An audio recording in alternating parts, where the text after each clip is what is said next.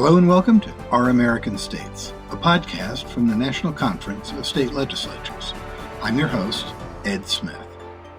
It always comes back to the fiscal side of the equation, the budget. I feel like you got to build that foundation because so much else comes on top of that. It is clear that state budgets are in very solid, stable condition. That was Tim Storey, the CEO of NCSL, and my guest on this first podcast of 2024. As he does at the start of each year, Tim sat down with me to discuss the year ahead in legislatures and what we can expect in policy and politics in 2024.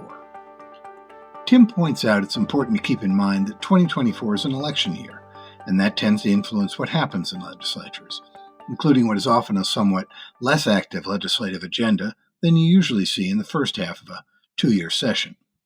Most state budgets will start the year in excellent shape, Tim said, though legislators will continue to cast a cautious eye on economic conditions. He expects concerns about technology, especially artificial intelligence, to be high on the priority list. Housing challenges and the fentanyl overdose crisis are also likely to get a great deal of attention in most legislatures. At least some legislatures also are likely to look at legislation affecting migrants, especially in light of the inaction at the federal level. And, of course, education and healthcare, two big budget items for states, also will get considerable attention. Here's our discussion. Tim, welcome back to the podcast.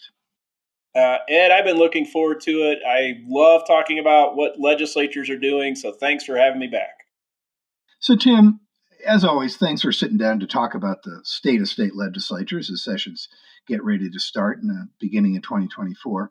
This, of course, is our annual tradition to get your take on the coming year. Before we get into the specifics, into the policy areas, just set the scene for 2024. It always comes back to the fiscal side of the equation, the budget. I feel like you got to build that foundation because so much else comes on top of that. It is clear that state budgets are in very solid, stable condition. States are sitting on full rainy day funds. Revenues are showing a few signs of weakness here and there, coming in a little short in some states, but also still continuing to exceed revenue estimates in some states. The big picture starts with states have prepared for whatever comes with the economy in 2024. So that's really good. The other thing you got to remember is that it is an election year.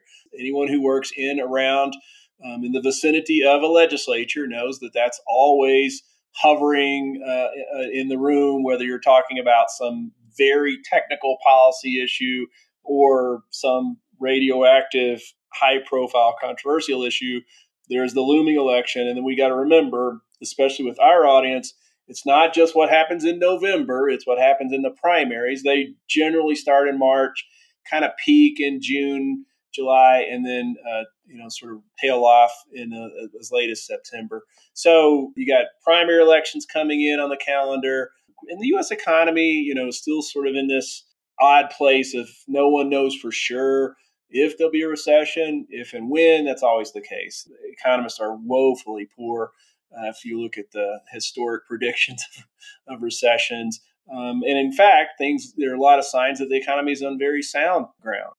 So I think legislatures politically very evenly divided across the country. I mean, you got so many states that have firm majorities of Republicans, so many states that have Democratic majorities that are really in solid, not a lot of chance that it's going to flip for Republican to Democrat or Democrat to Republican. So you've got this red state, blue state dynamic at historic proportions with very few divided legislatures, even divided states, the trifecta that we talk about.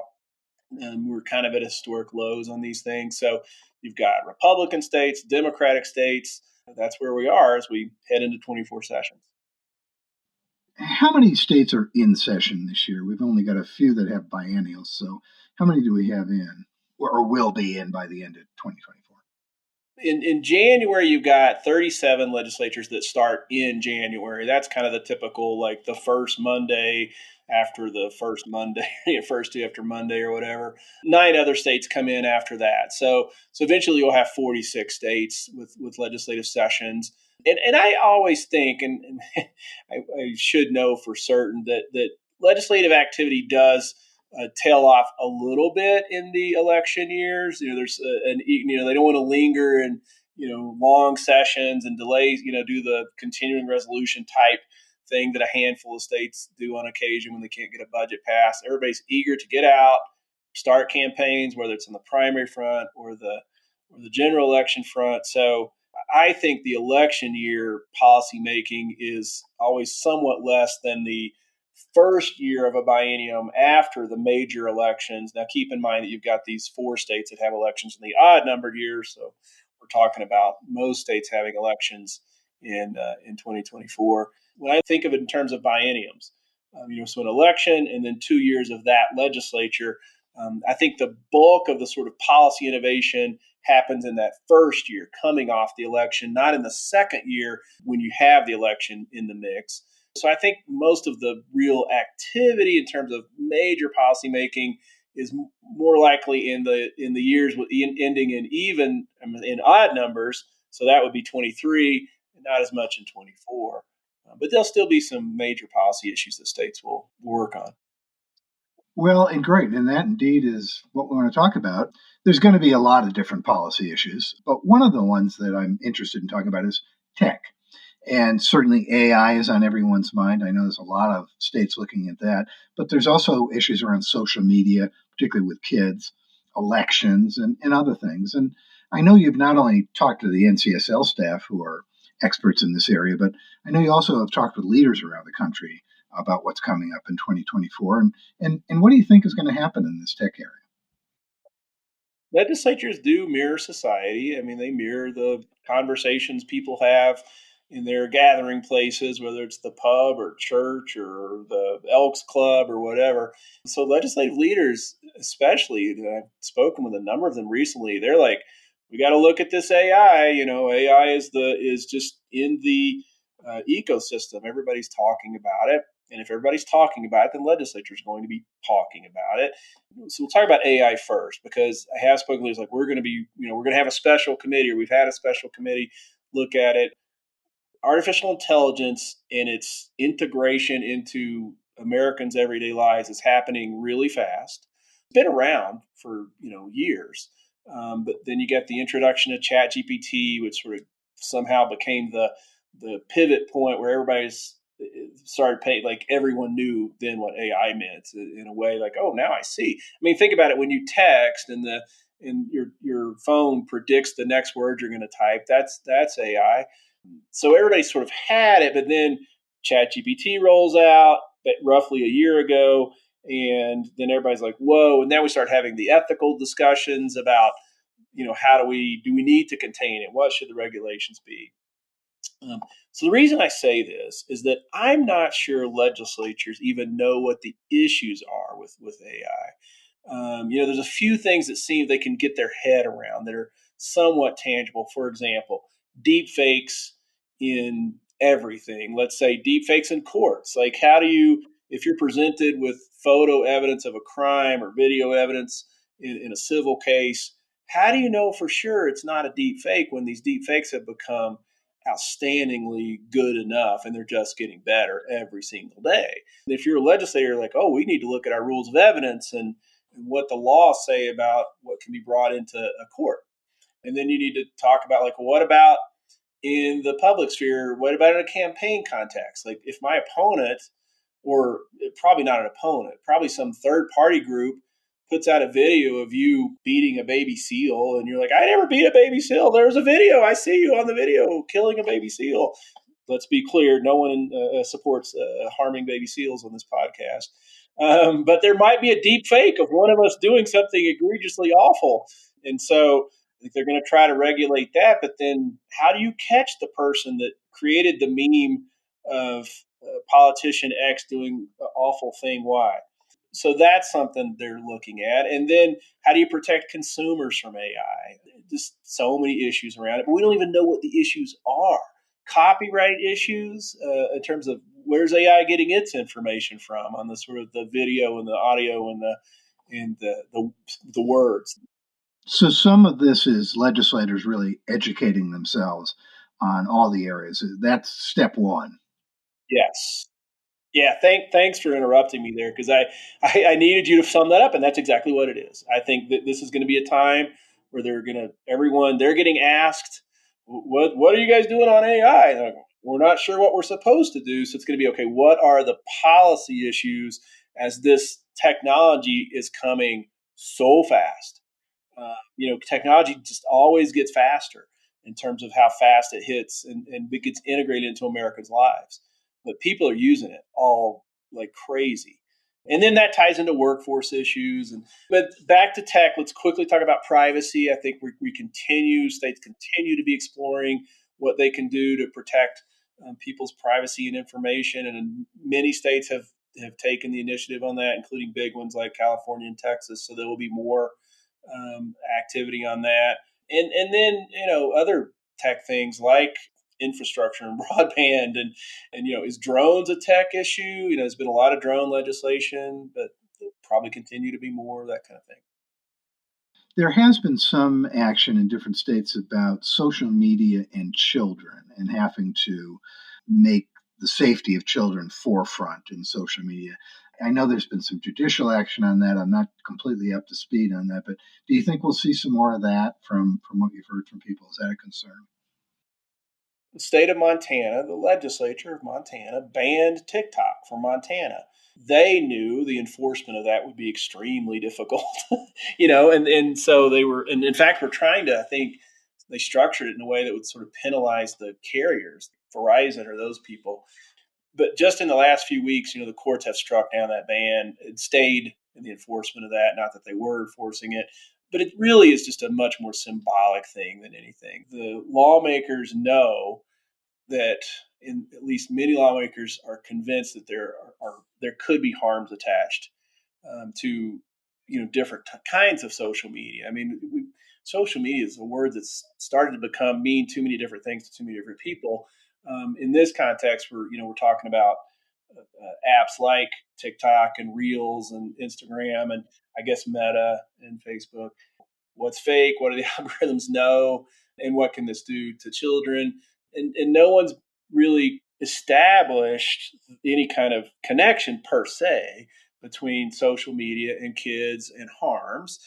There's a whole lot of folks who are, and there's some medical research that's starting to say there are some connections. And when these kinds of things emerge, it's up to policymakers to explore if there needs to be a government solution, so to speak.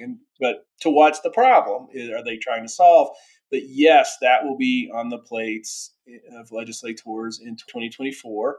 I was thinking about the fact that we know suicide rates have gone have spiked dramatically in recent years, and it's not just the pandemic. A lot of people are looking at the intersection of social media and suicides, both in teens as well as adults. So I think that's absolutely going to be an issue legislators are going to want to find out, be in fact finding mode. What are the connections if they exist? I think, as you were saying, legislators are like the rest of us, and even those of us who haven't done the research look at kids and smartphones and go, seems to be like that might not be the greatest combination all the time. We're all wondering because look, the smartphone I think is maybe 12 years old. It's ubiquitous, right? Everywhere in the world, everyone basically, it seems, has a phone that's has all the information of the world at their fingertips, and that is a massive change in humanity. That's only 10 years old. I'm rounding down. We don't have any idea. I think long term how this changes, and of course, many of the changes are fantastically good.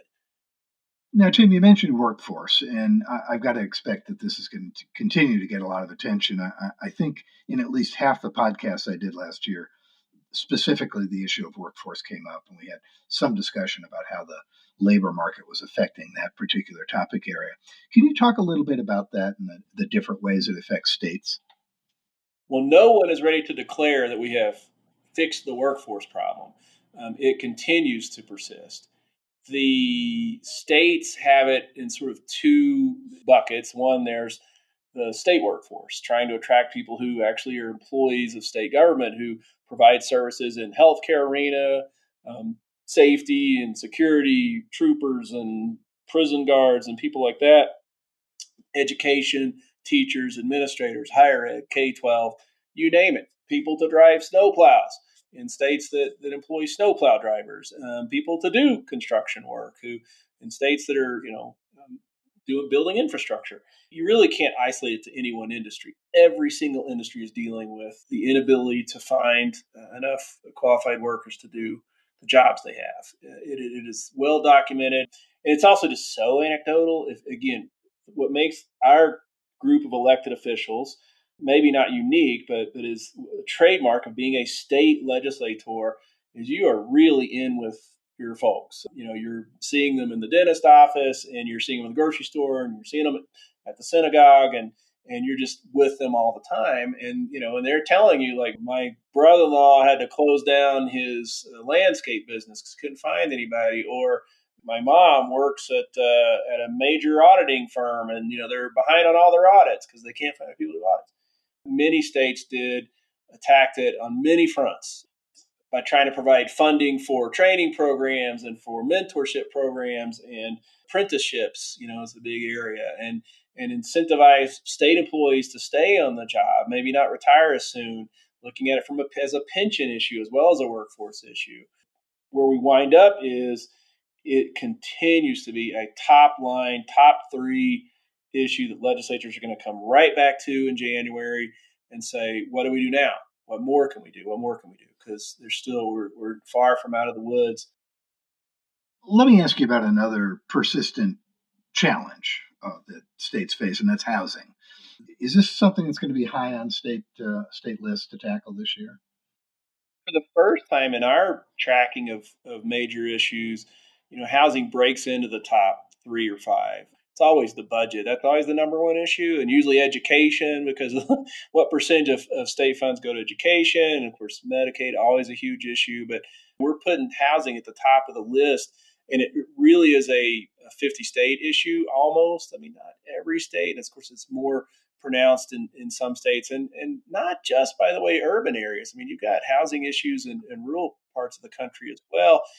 It's mostly you put the word affordable in front of it. That's the problem. I mean, there's not enough inventory. It's market forces, supply and demand. It is acute. We've got to come up with more synonyms for the word crisis, but it is a crisis, one of many crises. So there's the housing crisis. I think it's fair to say we've got a mental health crisis in the country, a fentanyl crisis in the country. So, you could just go on. Homelessness is its own subset of housing. But it is something I've heard from, I never heard legislatures talking about what they can do, looking at zoning issues, looking at funding for affordable housing, and then specific kinds of housing. But also working with local governments, saying, well, you may have to adjust some of your zoning, meaning there might be some state preemption of local housing rules because of the need to go after this problem. This classic thing, okay, why didn't you do this 5 years ago? Why didn't you do it 10 years ago? The fact is, it wasn't done, and it would be great if we did these things 5 years ago, but we can't let another year go. It's time to plant the trees today, even though they may not grow and bloom for another 2 or 3 years. They've got to get after it right now. Well, we're here in Colorado, and we watched exactly that kind of thing play out between the governor and his idea of how zoning and density and that sort of thing should play out, and some very different ideas from the mayors and local leaders. So I'm sure that that's the sort of thing, as you suggest, is probably going to play out in a lot of other places in the country. Clearly, a crisis is our drug overdose problem. You don't have to be living under a rock not to see this. I just looked this up. The CDC reported more than 112,000 overdose deaths for the 12-month period that ended last May. It's just staggering. What do you think legislatures are going to do with this? I'm not sure what the levers are that they can pull, but do you expect them to really tackle that this coming year? Not so long ago, it was the opioid crisis. There was tremendous consensus that because people were seeing friends, neighbors, family members who were becoming victim to opioid, particularly in rural areas. So it was, and of course there was a methamphetamine crisis, so to speak. It is my understanding that the new fentanyl opioid crisis is far worse than when we had the last opioid crisis. And states came in and put tremendous money into treatment programs, into programs for prevention, trying to do education, as well as medications to help people who had overdosed, from prevent them from dying, Narcan, and these kinds of things. You can't say on any of these crises that there's some magic solution. Like, we've got to do this as the solution. It's always a choose every item off the menu, and I think that's what states are going to do. What I can guarantee is it will not just be discussed in one subcommittee or one committee. It's going to get action, and they're going to look at, again, how do we channel resources into both on prevention as well as treatment. Is it as big as housing? It's certainly right up there at the top. You can hear legislators talking about it. You can hear leaders talking about it. It affects them. Everyone knows someone, if they've not been personally touched by that tragedy, who has lost someone or is dealing with someone close to them that's suffering from that addiction. It has all kinds of spillover effects on policy and society, homelessness and crime. I think, crime will continue to be an issue for states and a big election issue as well. Well, all I can say is this conversation demonstrates that if you don't want to challenge yourself with the tough issues, don't run for the legislature. Right, you can't hide from it. It seems very gloomy. Everything we talk about is like, boy, what do you do to solve fentanyl? What do you do to build thousands, millions of houses that the country needs? And how do you find people to do these jobs when employers, including state governments, have been trying to employ every creative trick they can come up with? Well, that's why we say thank God for the people who are willing to run for state legislature and do the hard work that it takes to try and tackle these issues. It's not to say that they're not gonna nail it every time, but that is, I think, really what those of us who pay attention to legislatures appreciate about them and about the people who work there. And it's not an easy job. And what we also have faith in this system, that groups of people in committee, which is where legislatures get their work done, can spend time studying and come up with creative solutions, listening to experts, listening to people directly affected by these issues. What we do know is that the states will act. Maybe not all of them in lockstep, but some number of states are going to do some creative attack on fentanyl and on housing. And then next year, a group of states will say what they do. And are they seeing any early signs of success at a time when, the federal government is really unable to tackle big policy issues because of the political landscape in Washington? And so I was saying the other day that as of today, the U.S. government has only passed 22 pieces of legislation this year. They've passed 22 bills that the president has signed into law. So, and when I say 22, you gotta knock out about half of them as just kind of symbolic task forces, or changing the name of a building, or issuing a coin. And you knock out half of them. By the way, 3 of them were just continuing resolutions just to keep the government open. So now you're down to 19, and then you take away the buildings and the coins and the task forces, and you got about 10 pieces of substantive legislation from the U.S. government. None of them dealing with what we're talking about, these big issues on Americans' minds, like immigration as well. Let me ask you about that, because immigration is an issue I think a lot of people do think of as a federal issue, though states have always had some involvement with driver's licenses, in state tuition, some things like that. But the landscape has changed, and I think the landscape has changed in states away from the border in the last year or so for a number of reasons. The migrant issue has been very close to people in places like Denver, or places like Chicago or New York, where a lot of migrants have come. What is it that states can do around this? I mean, there's been a scramble. I think people have sort of responded almost on an emergency basis. How do we take care of these people when they first come? What can states do about this? What are people saying? It really has been, and probably should be, predominantly a federal issue because of the nature of borders. And that's one of the. I mean, even I think Thomas Jefferson, and I'm probably getting this paraphrase wrong. He said, Jefferson was no fan of centralized government, so I think he was the one that said something to the effect of, "We really just need a federal government that can deliver the mail and guard the borders." guard may not be the right word, but clearly our secure the borders and immigration is broken, and it has been for decades, right? I mean, I remember, Clinton administration and the first George H.W. Bush administration, trying to work on a major immigration overhaul and unable to do it. So one thing that states do need to do is continue to put pressure for a national workaround that honors the role of the states.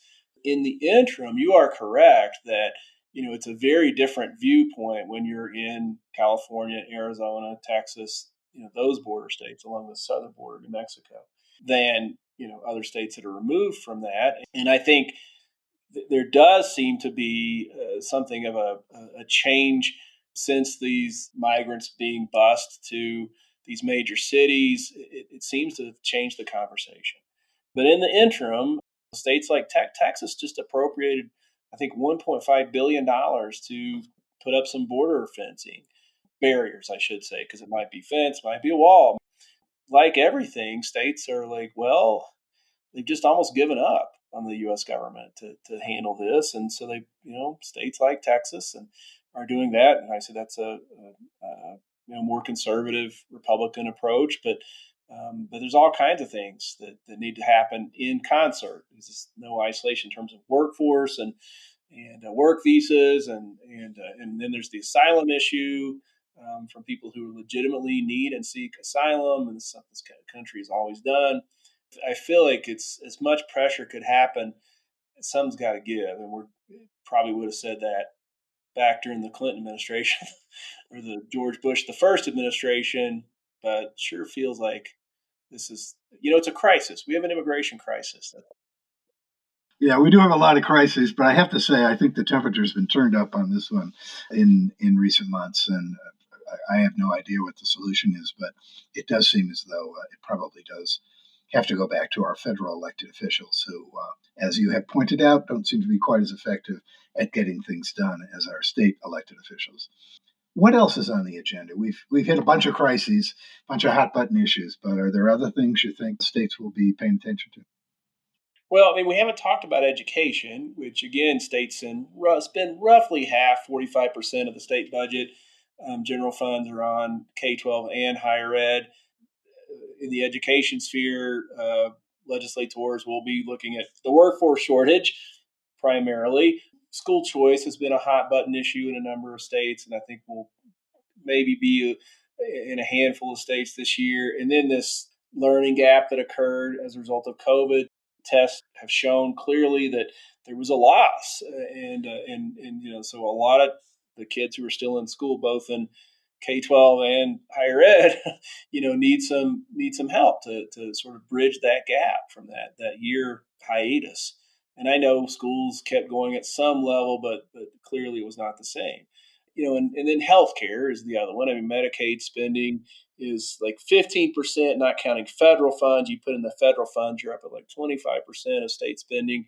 The issue will continue to be, is it enough spending because it's such an expensive program? And can the coverage aspects of who's covered by Medicaid, and then continuing to be innovative, particularly around therapeutics and prescription drugs and prescription drug costs, always a perennial issue.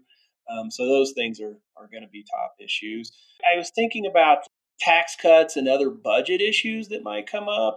35 or 40 states have cut taxes in the last 2 years, but it's an election year, so I could see some symbolic discussion of rolling back certain taxes. And then, there's the election, and states have primary authority over election law. I don't think they're going to make a lot of change. You're kind of late in the game because really administrators are gearing up to run the primaries and to run the general election.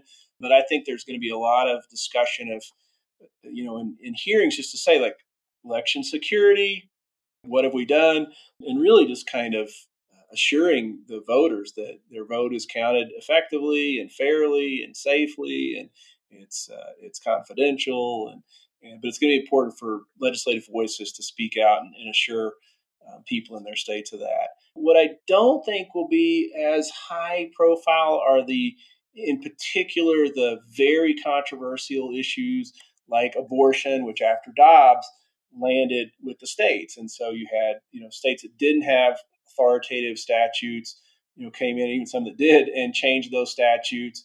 And you saw, primarily conservative states going towards more restrictive abortion access, and other Democratic states primarily doing guarantees for the abortion as a sort of a guarantee right in their states. I do not think that's going to be a big issue in these legislative sessions.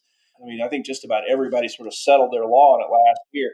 Of course, pending litigation in a number of states on these laws. Same thing with some of the policies having to do with LGBT people and such as gender in sports and transgender people in sports and gender therapy for minors. So I think as much attention as that got, as those issues got, that gun regulation issues, those really lightning rod issues do not tend to dominate legislative sessions in the election years. So I don't think we'll see as many incendiary kinds of headlines that really send people to their corners. And I'm sure there will be a handful of those, but not nearly to the extent that those kinds of things dominated this past session. Well, Tim, I thank you for taking us through what we're probably going to see in 2024, and just remind people that for all the crises that we discussed, we're happy that we have a group of hardworking people in legislatures ready to tackle this stuff, because the only thing worse than having crises is having nobody paying attention, trying to do anything. That makes me feel good about going into 2024. Thank you so much. Thank you. The cynics will say, of course, but it's so true that these people really care so much and disagree on so many things, but the vast majority of them are like, let's find some solutions. And that's what that's what we'll see in 2024. Thank you, Ed. I've been discussing the upcoming state legislative sessions with NCSL CEO Tim Storey. Thanks for listening.